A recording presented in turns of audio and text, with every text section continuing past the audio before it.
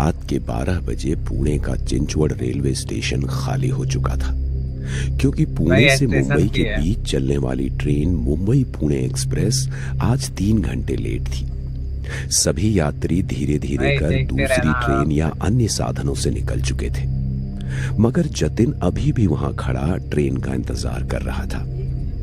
लगता है इस रेलवे स्टेशन पर अब मैं अकेला ही बचा हूं, मगर अब दिन भर की भाग दौड़ के बाद कहीं और जाने की हिम्मत नहीं है। जैसी ट्रेन आएगी उसी से मुंबई चला जाऊंगा।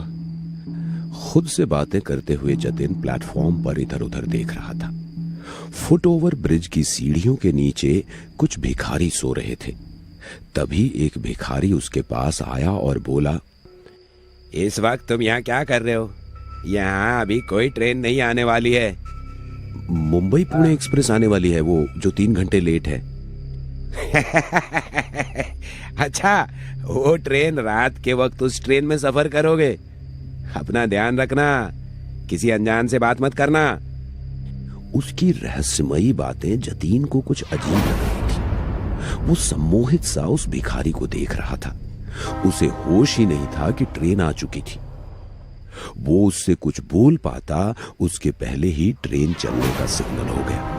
हॉर्न देती हुई ट्रेन ने गति पकड़ ली थी।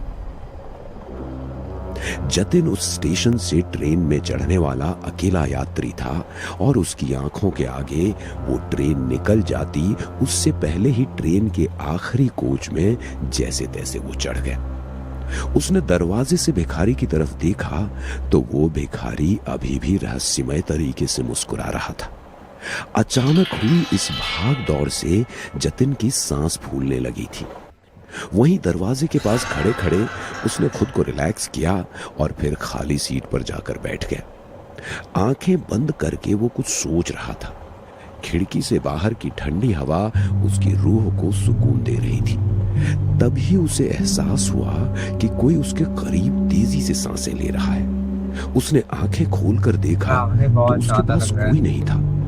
यहां तक कि पूरा कंपार्टमेंट खाली था। पुणे मुंबई चलने वाली ट्रेन में कभी पैर रखने की भी जगह नहीं होती। उसका खाली कंपार्टमेंट जतीन के मन में बेचैनी पैदा कर रहा था।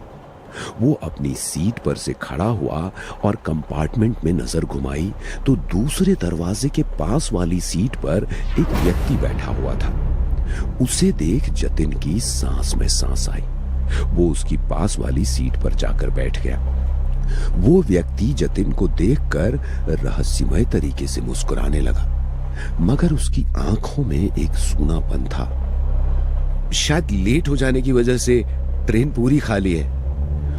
वो व्यक्ति जतिन की ओर देखता रहा और कुछ नहीं बोला। ये बात जतिन को अजीब लगी।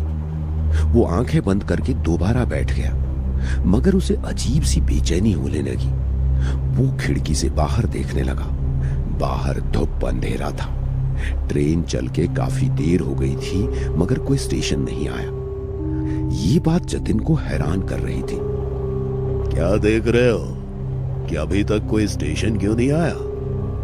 जतिन हैरान हो गया कि उसे कैसे पता चला कि जतिन क्या सोच रहा था। क्या सोच रहे हो? मुझे पता है कोई स्टेशन नहीं आया है और नहीं आएगा। तुम गलत ट्रेन में चढ़ गए हो। गलत नहीं, मैं तो सही ट्रेन में चढ़ा था। क्या तुमने गौर किया तुम्हारे अलावा इस ट्रेन में कोई और क्यों नहीं चढ़ा? ये पूरा कंपार्टमेंट खाली क्यों है?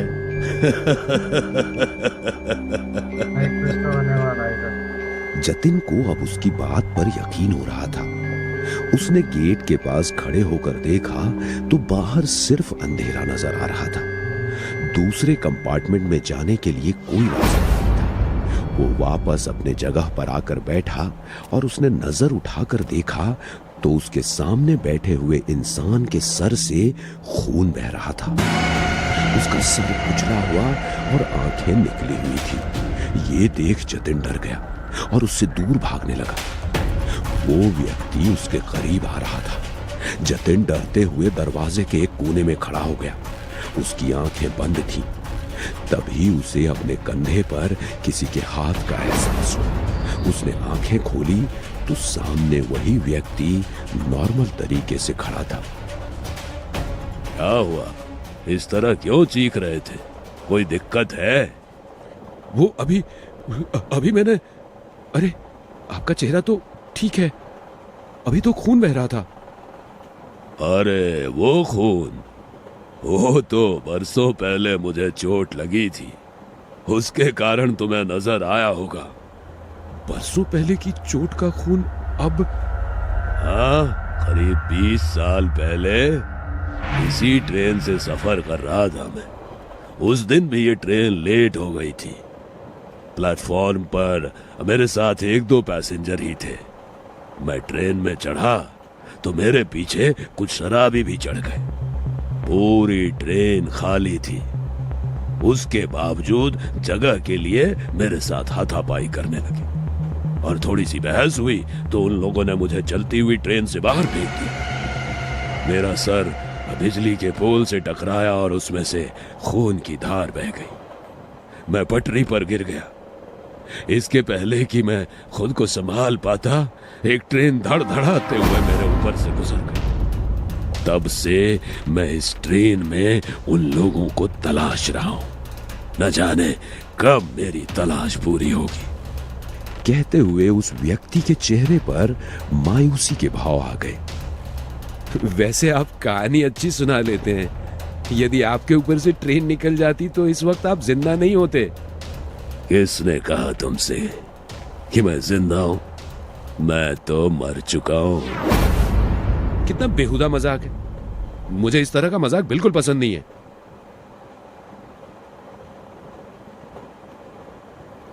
कहते हुए जतिन खिड़की के बाहर देखते हुए अगले स्टेशन के आने का इंतजार करने लगा, मगर ट्रेन किसी स्टेशन पर रुक ही नहीं रही थी। तुम इंतजार करते रहोगे, लेकिन ये ट्रेन नहीं रुकेगी। कहते हुए उस व्यक्ति का हुलिया बदलने लगा। कुछ देर पहले जतिन को वो जिस रूप में नजर आया था, वैसे ही भयानक रूप में उसके सामने था।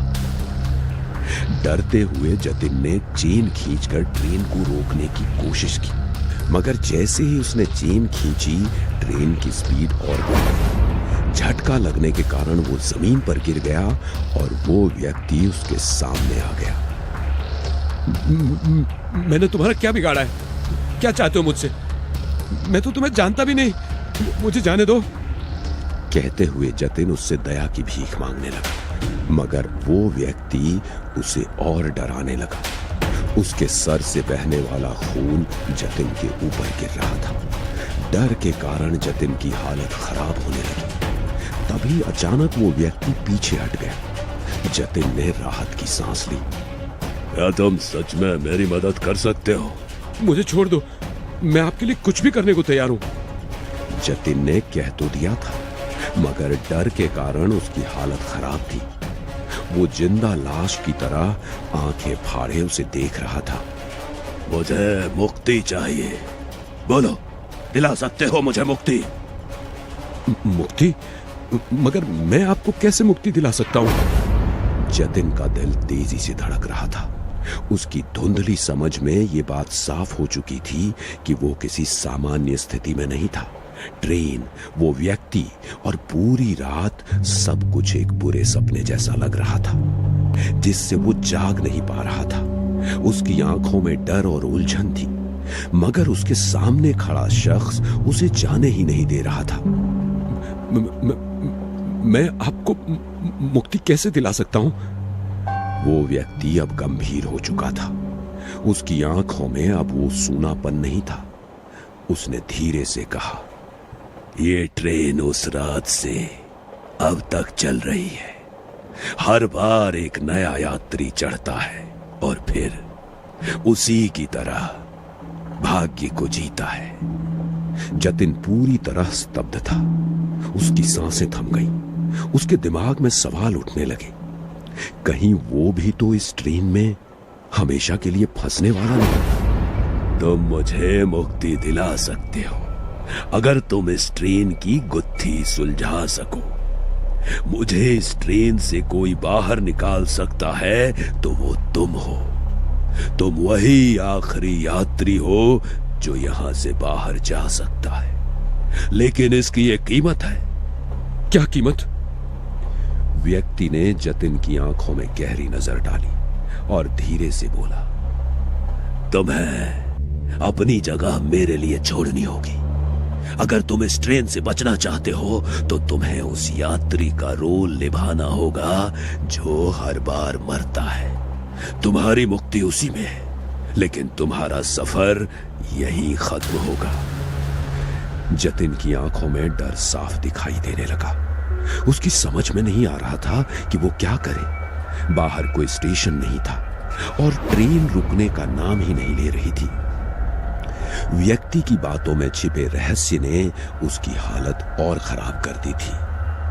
अब वक्त कम है, चुन लो। या तो तुम मुझे मुक्त करोगे और खुद इस ट्रेन का हिस्सा बन जाओगे, या फिर अगली मंजिल तक तुम्हारी कहानी भी खत्म हो जाएगी।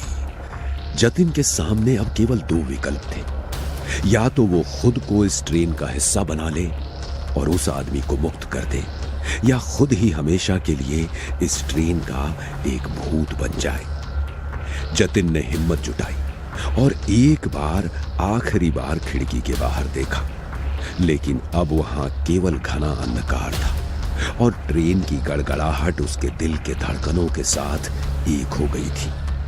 उसका दिमाग ठंडा हो गया था और वो धीरे धीरे उस अजनबी की ओर बढ़ा। ठीक है, मैं तुम्हें मुक्त करूंगा।